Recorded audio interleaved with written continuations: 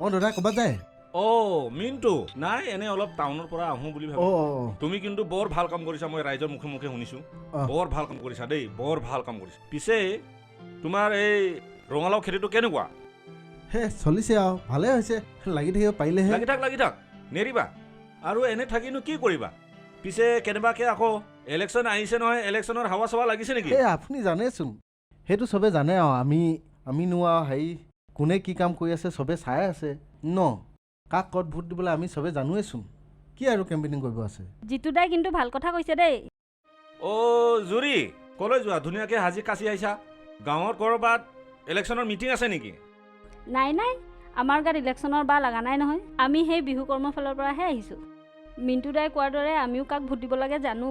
খুব ভাল কথা হৈছে, খুব ভাল কথা হৈছে। ৰাও কি কবি, তোমালোকৰ দৰে যদি গাঁৱৰ মানুহবোৰে যদি বুজি পালেহেঁতেন খুব ভাল হ'লহেঁতেন। তাকেই আমাৰ মানুহবোৰক অজলা পাই এতিয়া মিছা কথা সোপা কৈ চবকে ভুলাই পেলাব নহয়।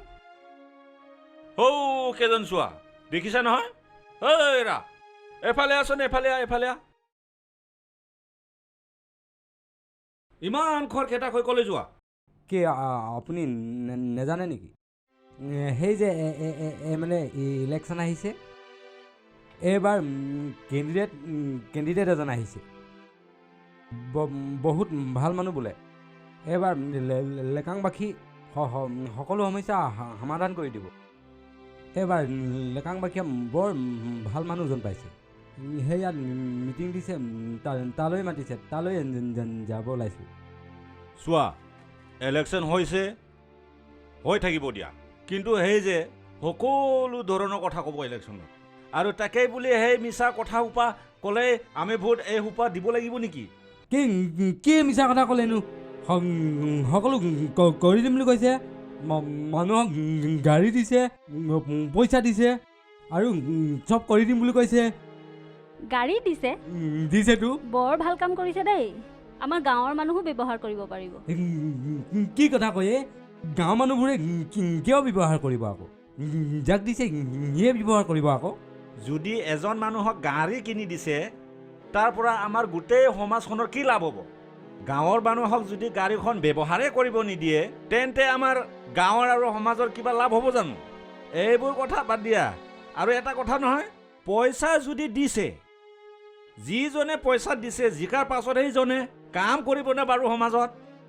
আমিতো ভালে দেখিছোঁ, এইবাৰ লেকাংবাসী সকলো সমস্যা সমাধান কৰি দিব। কেণ্ডিডেটজন ভগৱান নেকি বাৰু? কেনেকৈ ভগৱান হ'ব? আকৌ মানুহে। আকৌ তেতিয়াহ'লে লেকাঙৰ ইমানবিলাক সমস্যা আছে, ভগৱানে হ'ব লাগিব, নহ'লে কেনেকৈ ইমানবিলাক সমস্যা সমাধান কৰিব? আৰু যিজনে পইচা দি ভোট কিনিছে, পাছত তেখেতে কি কাম কৰিব বাৰু? মানুহবোৰক কি বুলি ভাবিছে বাৰু বিৰোধী দলৰ নেতাবোৰে?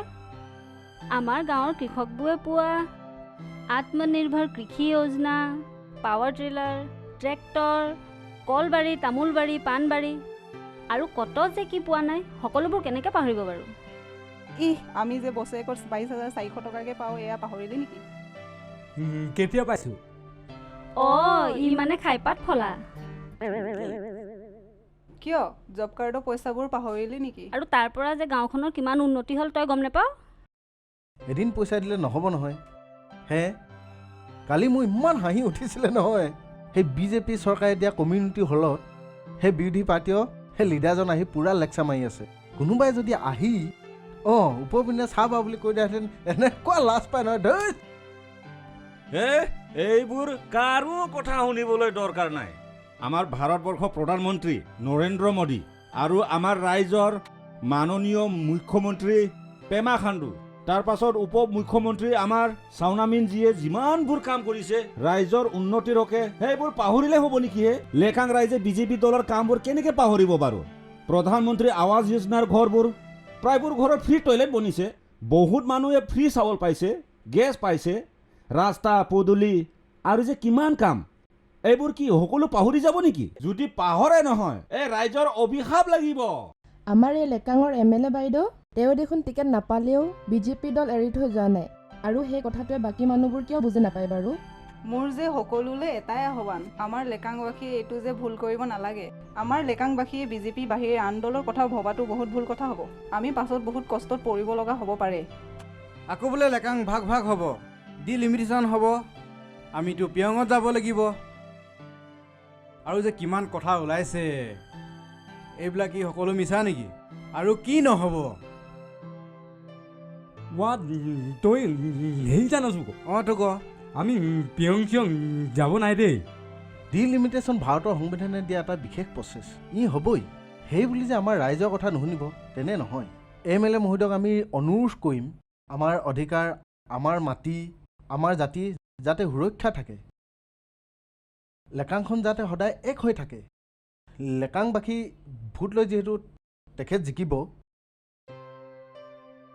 আমাৰ কথা কিয় নুশুনিব? আগতে দেখোন চৌখামৰ পৰা বৰডুমচালৈকে একেটাই সমষ্টি আছিল, চৌখাম, নামচাই, লেকাং, বৰডুমচা। এতিয়া ভাগ ভাগ হোৱাৰ পিছত কি আমাৰ অধিকাৰবিলাক নাইকিয়া হ'ল নেকি? ভালহে হৈছে। আচ্ছা ৰচোন, আৰু এটা কথা, এই যে বাহিৰৰ পৰা কেণ্ডিডেটবোৰ আহিছে, তহঁতে সিহঁতৰ বিষয়ে কি জানো? সিহঁতে কি কৰে, সিহঁতৰ ঘৰ ক'ত, সিহঁতৰ বেকগ্ৰাউণ্ড কি, কিবা জাননে? আচ্ছা ক'ৰ পৰা আহিছে জাননে নাজানো? নাজানো। নাজানো? লেকাঙৰ 90% মানুহেই নাজানে ক'ৰ পৰা আহিছে, ক'ত ঘৰ, কি কৰে। যেনে ধৰক আমাৰ ঘৰ বাৰীৰ ভিতৰত অচিনাকি মানুহক ঠাই নিদিওঁ। আমাৰ লেকাঙৰ আটাইতকৈ ডাঙৰ পদবীটো কেনেকৈ অচিনাকি হাতত এৰি দিওঁ? কালিলৈ প্ৰয়োজন হ'লে ক'ত বিচাৰি যাম? দূৰজন কামত আহিব নে ওচৰজন কামত আহিব? এতিয়ালৈকে তেখেতে ৰাইজৰ কাম আমি নিজৰ ঠাইতো কৰা দেখা নাই। আমি ইয়াত যে ৰাইজৰ কাম কৰিবলৈ আহিছে, নিজৰ ঠাইত কিয় বিচৰা নাই? নিজৰ ঠাইত বিচাৰক। নামচাই আৰু লেকাং আমিতো এটা পৰিয়াল, আৰু বেছিভাগ মানুহে নিজৰ স্বাৰ্থৰ কাৰণে, কেইটকামান পইচাৰ কাৰণে তাৰ পিছত যে দৌৰিছে আমি নজনা নহয়, আমি জানো। হয়নে নহয়? হয় আকৌ, মানে সেই PRC-টো দিম বুলি ক'লে যে, সেইটো কাৰণে ভাল লাগিছিলে আকৌ। আৰু এই যে PRC কথাটো, আৰু PRC কি সেনেকৈ আনি দিয়া বস্তু নেকি? সি অকলে আনি দিব পাৰিব নেকি PRC? কোনোবা এজন যদি জিকিও যায়, সি আনি দিব পাৰিব নেকি? কিবা সি PRC আনি দিব পাৰিব নেকি? ভণ্টিহঁত, বন্ধু আৰু দৰাই, আপোনালোকে মোৰ চকু খুলি দিলে। আমি বহুত ডাঙৰ ভুল কৰিব গৈ আছিলোঁ। ইমানবোৰ কথা কেতিয়াও ভবাই নাছিলোঁ। এই ভুল নকৰোঁ, আৰু ৰাইজকো আহ্বান জনাইছোঁ, কিছুমান কথা নুবুজাকৈ ভুল সিদ্ধান্ত লোৱাটো ভাল নহয়। এতিয়া আমি কি কৰোঁ আটকে পোৱা নাই, আপোনালোকে কওকচোন। একো নাই, এতিয়াও সময় আছে। যিসকল বুজি পোৱা নাই সিহঁতক বুজাই এতিয়াও ঘূৰাই আনিব লাগে। আৰু বিজেপিক পদুম ফুলত ভোট দি বিজেপিক জিকাই আমাৰ মৰমৰ DCM সোণামেন ছাৰজী আৰু আমাৰ মৰমৰ কেণ্ডিডেট চাও সুজানা নামচুংজীক আমাৰ লেকাংখন গোটাই ইতিহাস গঢ়িব লাগে। আৰু এই কাম তহঁতে আজিৰ পৰা লাগি যা। নমস্কাৰ। আহক 19 এপ্ৰিল দিনা সকলোৱে নিজৰ পুলিং ষ্টেচনত গৈ আপোনাৰ বহুমূলীয়া ভোটটি দি আমাৰ সন্মানীয় লেকাং সমষ্টিৰ MLA প্ৰাৰ্থী চাও সুজানা নামচুং আৰু MP প্ৰাৰ্থী আমাৰ শ্ৰী টাপি গাঁও বিপুল ভোটত আমি জয়যুক্ত কৰোঁ। জয় বিজেপি, জয় লেকাং।